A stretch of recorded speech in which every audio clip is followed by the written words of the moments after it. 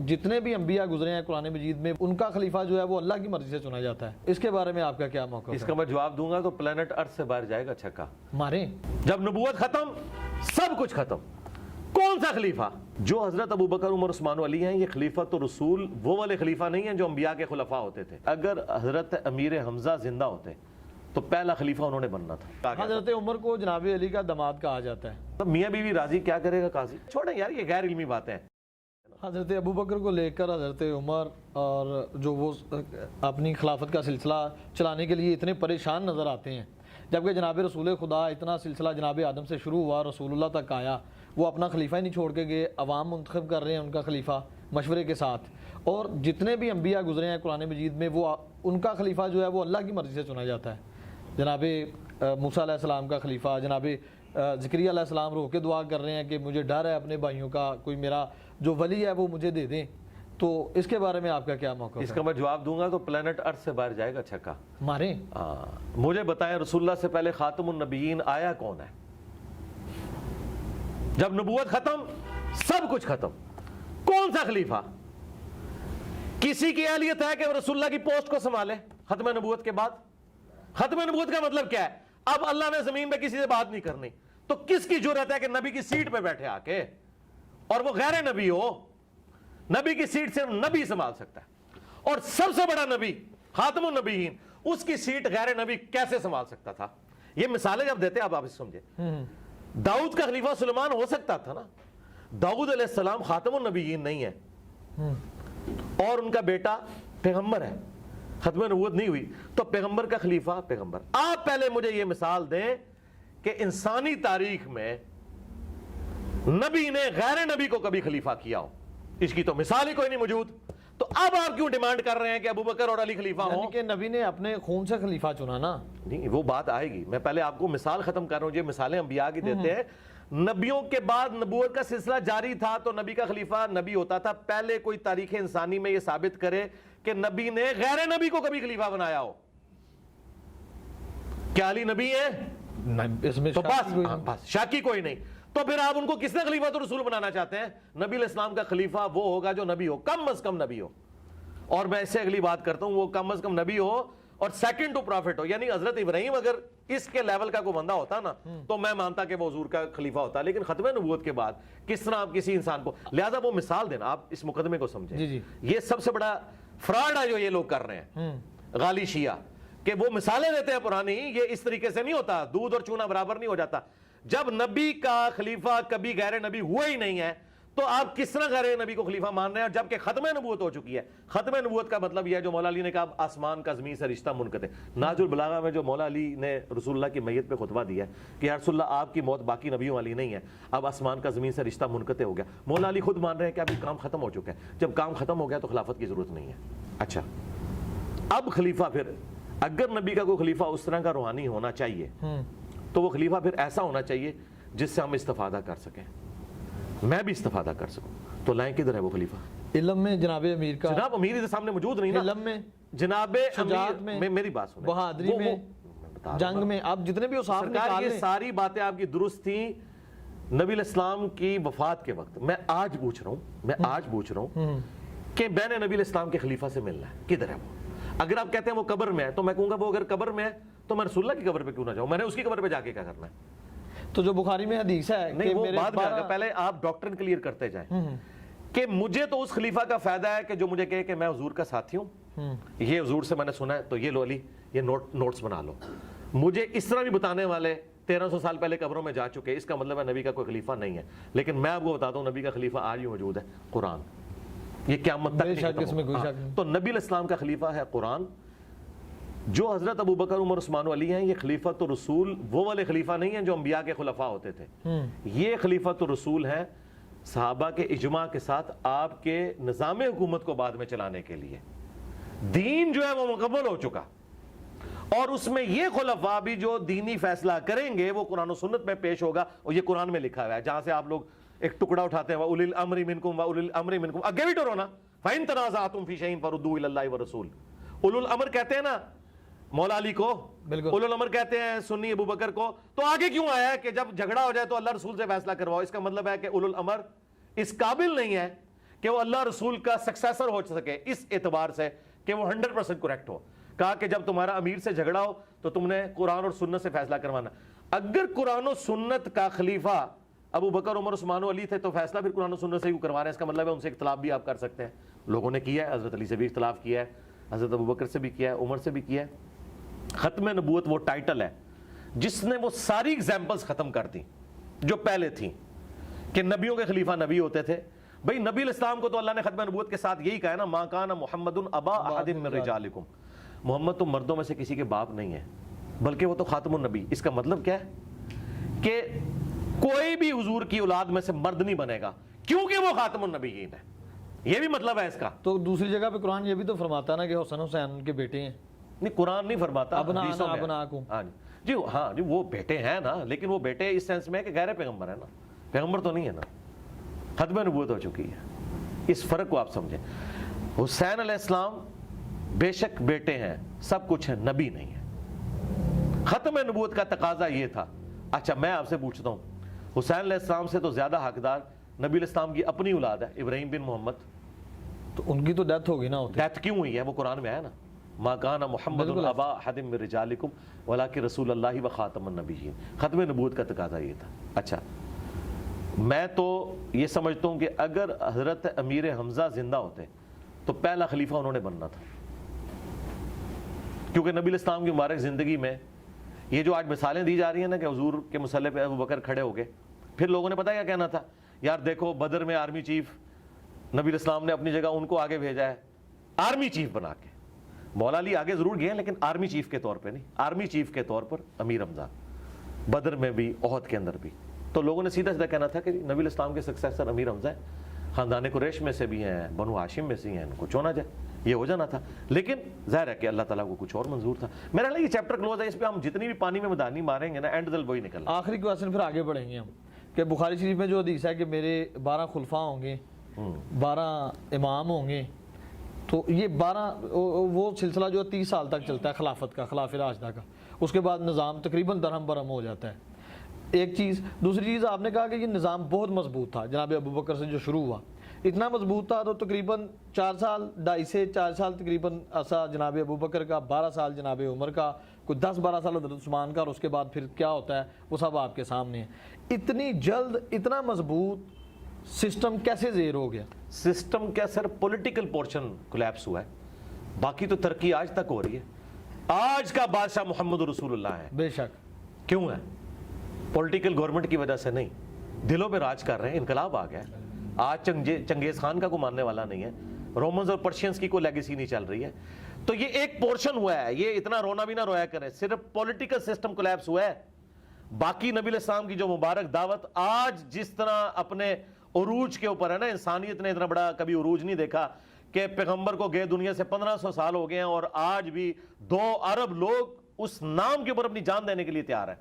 یہ بہت بڑی ایک انقلاب ہے. صرف پولیٹیکل سسٹم ایک آپ کہیں کہ اس کا ایک کمزوری اس میں آئی, فیلئر آئی, باقی تو اوورال یہ سارا معاملہ چلتا رہا. اور اس میں بھی چند ایک چیزیں تھیں جن کو آپ بات کر سکتے ہیں.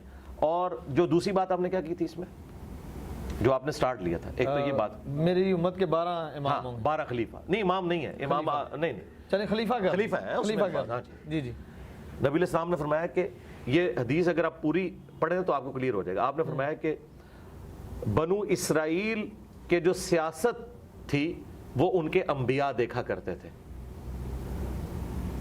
اور ایک نبی فوت ہونے سے پہلے دوسرے کو اپنا سیاسی خلیفہ بھی بنا کے جاتا تھا, اور وہ سارے نبی کو. میری امت میں یہ نہیں ہوگا. اس میں اب وہ والی بات میری سپورٹ ہوگی کہ نبی الاسلام کا سکسیسر کوئی نہیں ہوگا. آپ نے فرمایا کہ میری امت میں ایسا نہیں ہوگا, کوئی ختم نبوت ہو چکی ہے. البتہ خلیفہ ہوں گے اور بہت زیادہ ہوں گے, وہ چلتے رہے. اب یہاں پہ خلیفہ ان معنوں میں نہیں کہ آپ خلیفہ راشد کے معنوں میں, خلیفہ سے مراد ہے حاکم وقت, آپ اسے ملک کہہ لیں, بادشاہ کہہ لیں, ان معنوں میں. اس میں یہ اپنی یعنی اس اصطلاح کے معنوں میں نہیں, لغت کے معنوں میں ہو رہا ہے. وہ جو آپ خلفۂ راشدین 30 سال ہے نا, وہ اپنی اصطلاح میں جو اصل خلیفہ ہونا چاہیے آئیڈیلی وہ 30 سال کی خلافت ہے. اس کے بعد جو خلافت ہے وہ ملوکیت ہے. آپ اسے خلیفہ, تو میں نے کہا تھا آپ عمران خان نواز شریف کو بھی اگر آپ خلیفہ کہہ لیں, پرائم منسٹر کے معنوں میں 12 ہائی لائٹ کی, وہ 12. نبی علیہ السلام فرمایا کہ 12 خلفات, وہ حدیث جو اس کے ساتھ آپ اس کو جوڑیں. نبی علیہ السلام فرمایا کہ 12 خلفاء تک اسلام کا جو یہ والا ایک سسٹم ہے یہ غالب رہے گا, اور وہ 12 کے 12 قریش میں ہوں گے. ان 12 کو نبی علیہ السلام نے خلیفہ راشد نہیں کہا, وہاں 12 خلفاء کا ذکر ہے. ٹھیک. تو اگر آپ اس کی کیلکولیشن کریں تو اس وقت تک اسلام کا جو ایک ایکسپینشن والا معاملہ تھا وہ بڑا تیزی سے ہوا. جس طرح آپ 3 یا 4 پیڈل مارے نا تو تھوڑی دور تک سائیکل چلتی ہے نا, بالکل. جو 30 سال کی محنت تھی نا وہ 130 سال تک نکال گئی. یعنی ان کے ادوار کے اندر وہ معاملہ چلتا رہے گا. اگرچہ ہمارا پولیٹیکل سسٹم کولیپس کیا, پھر بھی مسلمانوں کے جو فتوحات کا سلسلہ ہے وہ جاری رہا. اللہ تعالیٰ نے وہ ظاہر اپنے دین کو ایکسپینڈ تو کرنا تھا نا. رومنز کے ساتھ جنگیں رہیں اور آگے معاملات چلتے رہے, کرتے کرتے مسلمان اسپین تک بھی پہنچ گئے. یورپ بلکہ وہ ایک صرف جنگ ہار گئے تھے فرانس والی, ادروائز تو یورپ بھی پورا مسلمانوں کے پاس آ گیا تھا. تو یہ سارے کا سارا معاملہ چلتا رہا. تو ان معنوں میں یہ ایک تشریح ہے. اس میں ان خلفاء کی تعریف نہیں ہے بلکہ ان کے دور کی تعریف ہے کہ ان کے دور تک اسلام کا غلبہ رہے گا. کیونکہ دوسری جگہ آ گیا کہ 30 سال تک خلافت راشدہ, اس کے بعد کاٹ کھانے والی ملوکیت. وہ خلافت ہے لیکن ملوکیت والی خلافت ہے.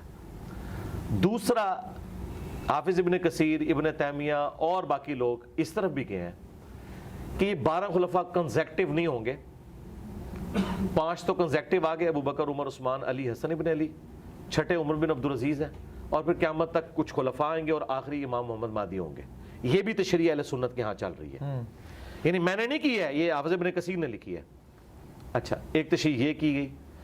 اب شیعہ جو اس کو 12 امام کہتے ہیں, تو پھر اگر 12 امام والی بات مانی جائے تو 12 اماموں میں سے حکومت تو صرف 2 اماموں کو ملی ہے, مولا علی کو اور مولا حسن کو. باقی تو سارے امام خلیفہ بن نہیں سکے, قید کر دیے گئے. کر دیا. اچھا, اور نبی علیہ السلام حکومت کے پوائنٹ آف ویو سے خلافت کا ذکر کر رہے تھے یا ملوکیت کا ذکر کر رہے تھے یا حکومت کا. تو لہٰذا جو شیعہ نے یہ 12 اماموں والا کنسیپٹ 12 خلفاء سے نکالا ہے, یہ بالکل فراڈ نکالا ہے. بالکل نہیں نکلتا, یہ بالکل چیز ہی کچھ اور تھی. اچھا, اور سنیوں میں سے ناسبیوں نے ان سے 12 خلفاء کی جو فضیلت ثابت کی یہ بھی دھوکہ دیا, کیونکہ 12 خلفاء کے اس دور تک کی بات کی ہے. ان 12 خلیفوں کی تعریف نہیں کی حضور نے, تعریف کی ہے خلافت راشدہ کی. ٹھیک ہے, دونوں طرف فراڈ ہوا ہے. اور یہ جو میں فراڈ یہ میں نہیں کہہ رہا, یہ کتابوں میں تھا. خود ابن تیمیہ نے منہاج السنہ لکھی شیعہ کے خلاف, لیکن اتنا سخت وہ سنی ہونے کے باوجود بعض اوقات اس میں ناسبیت بھی نظر آ جاتی ہے. اس نے کہا بھی یزید اور اس کا باپ ہم انہیں مسلمانوں کا بادشاہ مانتے ہیں, خلیفہ راشد نہیں مانتے. حالانکہ وہ شیعہ کے خلاف کتاب لکھ رہا ہے لیکن یہ مان رہا ہے کہ یار ہم ان کو ویسا نہیں مانتے جیسا کہ آپ کہہ رہے ہیں. یہ 12 خلفاء والا جو ناسبیوں نے رزلٹ نکالا وہ بھی ردی کی ٹوکری میں ہے, جھوٹ بول رہے ہیں, فٹ نہیں بیٹھتا, تطبیق ہی نہیں ہوتی. دوسری طرف 30 سال تک خلافت, پھر کاٹ کھانے والی ملوکیت, اس کا کیا کریں گے؟ جو میں آپ کو تشریح کر کے بتا رہا ہوں یہ علماء نے, محدثین نے لکھی ہے, اور یہی اس کی بیسٹ تشریح بنتی ہے. اور شیعہ نے جو یہ فراڈ نکالا کہ اسے 12 امام ثابت ہے, تو بھئی وہ تو خلفاء تھے. خلفاء جو ہیں وہ حکومت سنبھالتے ہیں, تو حکومت تو صرف مولا علی کو ملی ہے اور امام حسن کو بھی 6 مہینے, باقی 10 تو سارے کے سارے خلفاء کے ہاتھوں شہید ہوئے ہیں, تو حکومت تو نہیں ہے, لہٰذا ان کی بھی بات پوری نہیں ہوتی ہے. اور آخری خلیفہ جو ہے اسے جا کے حکومت ملے گی, تو پھر 3 خلیفوں کو ملی, باقیوں کو نہیں ملی. تو خلافت والے معنوں میں پھر یہ چیز نہیں ہے, امامت والا معاملہ. لہٰذا یہ معاملہ جو ہم بتا رہے ہیں آپ کو موقف, یہی موقف اہل سنت کے جن محدثین کا یہ موقف ہے, یہی حق پر مبنی ہے, یہ تمام روایتوں کو سیٹسفائی کرتا ہے. اور ہمارے استاد مولانا اسحاق صاحب کا یہی موقف تھا. میں نے ان سے جو 1-to-1 کوسچن آنسر سیشن کیا, اس میں انہوں نے یہی جملے بولے کہ بھئی علی بیٹا پھر ان 12, میں شیعہ حضرات سے بھی کہتا ہوں کہ 12 اماموں کو حکومتیں تو کوئی نہیں ملی. ہاں دیکھیں مولانا اسحاق, اللہ تعالیٰ ان کی روح کو خوش کرے جنت الفردوس میں, الحمدللہ. بعض اوقات وہ ایک جملہ ایسا بولتے تھے کہ میرے جیسے جو لوگ ہیں نا, وہ ان کے لیے وہ چابی ثابت ہوتا تھا اور ایک علم کا دروازہ کھول جاتا تھا. انہوں نے میرے انٹرویو میں کم از کم 15-20 بار دیکھ چکا ہوں ان کی وفات کے بعد. ہر دفعہ میں سنتا ہوں نا, میں کہتا ہوں یار یہ جو مولانا نے جملہ بولا, اچھا وہ مجھے فیل ہوگا, ہر بندے کو نہیں فیل ہوگا. اچھا, انہوں نے غدیر خم کی حدیث پہ شروع میں ایک جملہ بولا کہ علی بیٹا جو تم نے کہا نا کہ نبی الاسلام کا وسیع قرآن ہے, میرا یہی نظریہ ہے, کیونکہ حجۃ الوداع پہ آپ نے قرآن چھوڑا. اور میں اس میں انہوں نے کہا, میں اپنے شیعہ دوستوں سے بھی کہتا ہوں کہ حجۃ الوداع پہ اعلان غدیر حضور نے کیوں نہیں کیا جبکہ پوری دنیا کے لوگ جمع تھے. آپ وہاں اپنا خلیفہ چھوڑتے, وہاں تو آپ نے قرآن کی بات کی ہے جو صحیح مسلم میں 2950 ہے. سنت والی روایت تو دور کی کتاب تاریخ میں ہے, قرآن میں. علی بن ابی طالب موجود بھی نہیں تھے نا اس وجہ سے. اچھا, تو وہ انہوں نے بڑا پیارا جملہ کہ وہ موقع حضور نے کیوں ضائع کیا. انٹرنیشنل گیدرنگ تھی, سارے لوگ تھے, آپ اعلان کر دیتے. یہ غدیر پہ آپ نے کیوں کیا, اس نے آپ نے وجہ بتائی اس کی. جو مولانا اسحاق نے بولی, میں اس کو ایکسپلور, انہوں نے کہا کہ غدیر پہ صرف اہل شام تھے اور اہل مدینہ تھے, باقی سب جا چکے تھے. اور اہل شام نے مولا علی کی خلافت کا انکار کرنا تھا اور جنگیں ان سے لڑنی تھی.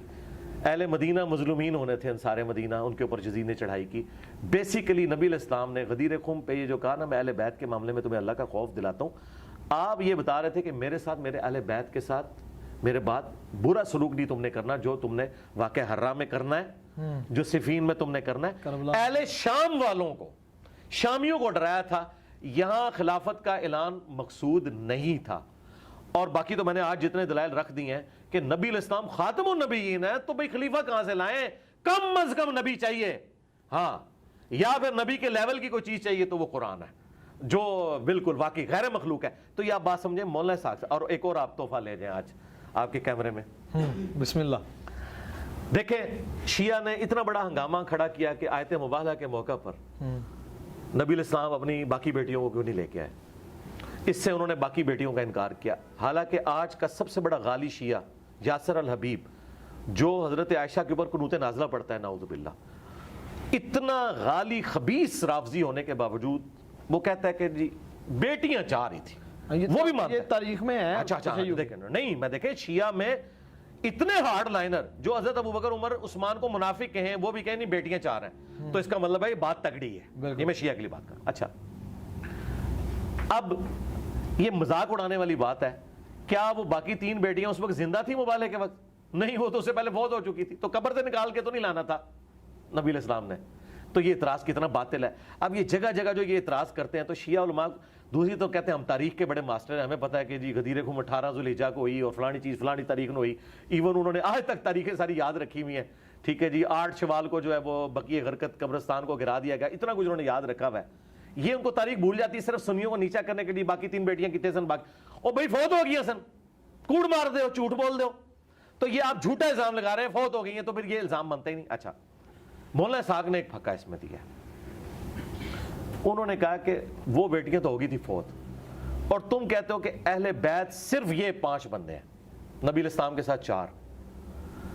کون سے؟ حسن, حسین, علی, فاطمہ اور سیدہ فاطمہ سلام اللہ علیہا. اگر تمہاری یہ لاجک ہم مان لیں تو علی کی ایک اور بیٹی بھی تھی اس وقت, کون سی؟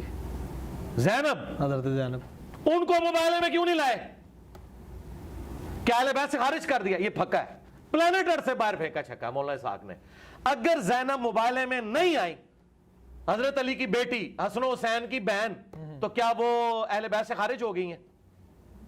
حالانکہ تھیں, قبر سے نہیں نکالنا. اس کا استنباط حدیث قصاص سے بھی تو کیا جا سکتا ہے. سرکار چھوڑے, بات آگے چلے گی نا, بات آگے چلے گی, وہ مل رہی ہے نا اس کے اور ساتھ. سرکار بات کوئی اور ہو رہی ہے. بات یہ ہو رہی ہے کہ حسن و حسین کے بہن بھائی اہل بیت ہیں کہ نہیں, پہلے یہ بتائیں. جو عقیدہ تواریخ میں ملتا ہے اہل بیت کے بارے میں, وہ 12 امام ہیں. تو پھر تو میں کہتا ہوں, تو میرا تو خیال ہے پھر اہل بیت کے ساتھ یہ دشمنی ہے کہ مولا علی کی بیٹی جس نے یزید کے دربار میں اپنے بھائی حسین کا مقدمہ لڑا, اپنے باپ کا مقدمہ لڑا, اگر وہ اہل بیت نہیں ہے تو تہاڈے جڑے پوڈری تے چرسی درباراں تے بیٹھے ہوئے اہل بیت بنے تے ایک دو اہل بیت ہو گئے نے جڑے آدھے نہیں ہے امتی تے اسی اہل بیت ہاں. تو بھائی یہ بات ہے, یہ بات نہ کرے, آپ بھی گنہگار نہ ہو جائیے گا اللہ کے حضور, پکڑے نہ, لا حول ولا قوت الا باللہ. تو حضرت علی کی ساری اولاد جو فاطمہ سے ہیں وہ سب اہل البیت ہیں, چاہے وہ جناب محسن ہو چھوٹی عمر میں جو شہید ہو گئے, اہل سنت کے ہاں بھی وہ ہیں, لیکن وہ والا واقعہ نہیں جو یہ کہتے ہیں. بالکل. حسن و حسین بھی, اور ان کے ساتھ ان کی سسٹر زینب. زینب اس وقت 1.5-2 سال کی تھیں جب مباہلہ ہوا ہے, اور ان کو اٹھا کے جانا کوئی مسئلہ نہیں تھا. اور بڑی حیران کن بات ہے کہ فاطمہ سلام اللہ علیہا انہیں گھر کسی کے پاس چھوڑ کے آئی ہوں گی, لے کے ساتھ جانا کمفرٹیبل تھا. اور میں کہتا ہوں شکر ہے گھر چھوڑ گئی ہیں. آج ہم ان کو گھیچے سے پکڑ سکتے ہیں کہ بتاؤ اگر اس طرح تم نے اہل بیت سے لوگوں کو خارج کرنا ہے تو زینب بنت علی کیا اہل بیت سے خارج ہیں؟ جو زینب بنت رسول اللہ کو تم اہل البیت سے خارج کرتے ہو تو یہ ظلم نہ کرو. البتہ یہ بات درست ہے کہ باقی 3 بیٹیوں سے نبی علیہ السلام کی اولاد نہیں چلی, اولاد یہیں سے چلی ہے, آل محمد یہیں ہے. لیکن ہر بات یہ مولانا اسحاق صاحب نے ایک پھکا دیا تھا, میں نے آپ کو بتایا بعض کا وہ اتنی بڑی یعنی پھکا دیتے تھے جس کا جواب ہی ممکن نہیں. بخاری و مسلم میں بلکہ آپ نے کہا تھا میں ختم کروں گا, آگے چلوں گا, آپ آگے چلیے. میں حدیث پہ آ گیا ہوں نا آگے کہ صحیح ستہ میں امام حسین علیہ السلام کے قاتلان سے بھی احادیث لی جاتی ہیں, اور جبکہ اہل بیت کو دیکھیں یہ امام حسن کو, امام حسین کو, جناب علی بن ابی طالب کو, جن کے بارے میں رسول فرماتے ہیں کہ میں علم کا شہر ہوں, یہ علم کا دروازہ ہے, ان سے احادیث بہت کم لی جاتی ہیں. جبکہ امام باقر, امام جعفر صادق سے بھی بہت کم لی جاتی ہیں. حضرت ابو ہریرہ رضی اللہ تعالیٰ عنہ خیبر کے وقت مسلمان ہوئے, ان سے 5500 یا 55,000 تقریباً اس طرح سے نہیں 55,000 نہیں 5500 مشکل سے ہیں. ہاں, اور دوسری بات یہ ہے کہ مجھے بتائیں کہ ابو ہریرہ کہاں سے قاتلان اہل بیت ہو گئے؟ نہیں میں یہ نہیں کہا, تو آپ نے 4-5 باتیں مکس کر دی ہیں نا, تو آپ سٹیپ وائز یہ کویشچن اگلا تھا.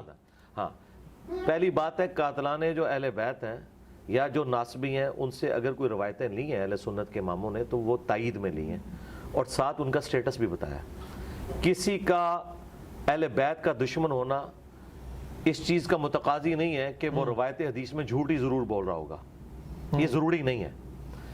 اسی طریقے سے دوسری طرف آپ یہ کیوں بھول جاتے ہیں کہ امام بخاری نے کم از کم 100 ایسے راویوں سے احادیث لی ہیں جو شیعہ تھے, وہاں کیوں نہیں اعتراض کرتے؟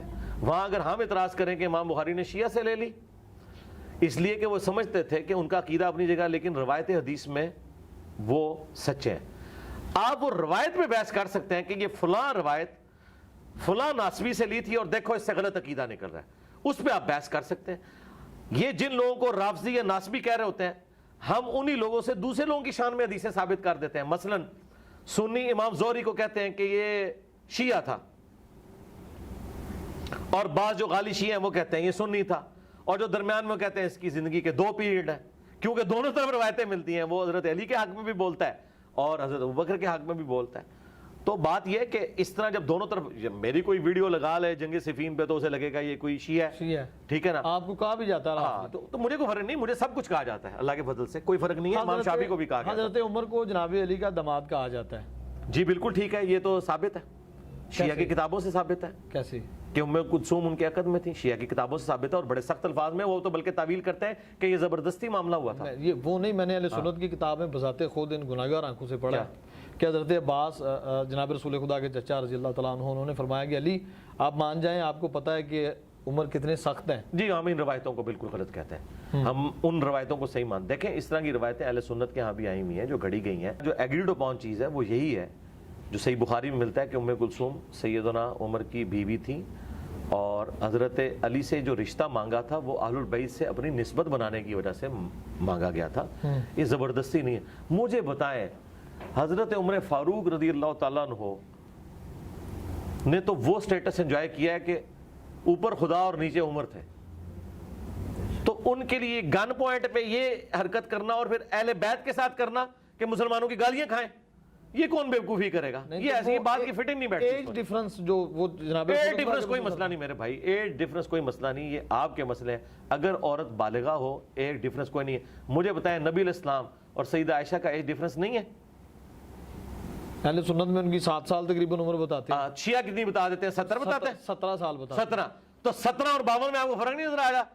17 30 51 ہوتا ہے. بالغ تو ہوں گے نا. اور نہیں سرکار, بالغ تو وہاں بھی ہے نا. ہم تو کہتے ہیں عرب میں 9 سال کی بچی بالغ ہو جاتی تھی, یہ تو ایک پورشن ہے نا. غیر مسلم کہتے ہیں کہ ایک ڈیفرنس بہت ہے.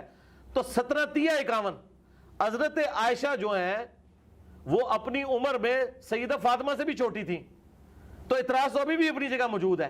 تو ہم اس کو اعتراض بنائیں گے؟ چھوڑیں یار, یہ غیر علمی باتیں ہیں. اگر نبی نے کسی عورت کو بیوی کے طور پر چوز کیا, ایک ڈیفرنس کتنا بھی ہے, اور وہ عورت راضی ہے, تو تیسرے بندے کو کیا تکلیف ہے؟ یہ آج کے دور کے مسئلے ہیں. یہ تب ہو جب کوئی زبردستی معاملہ ہو, پھر ہم کہیں گے.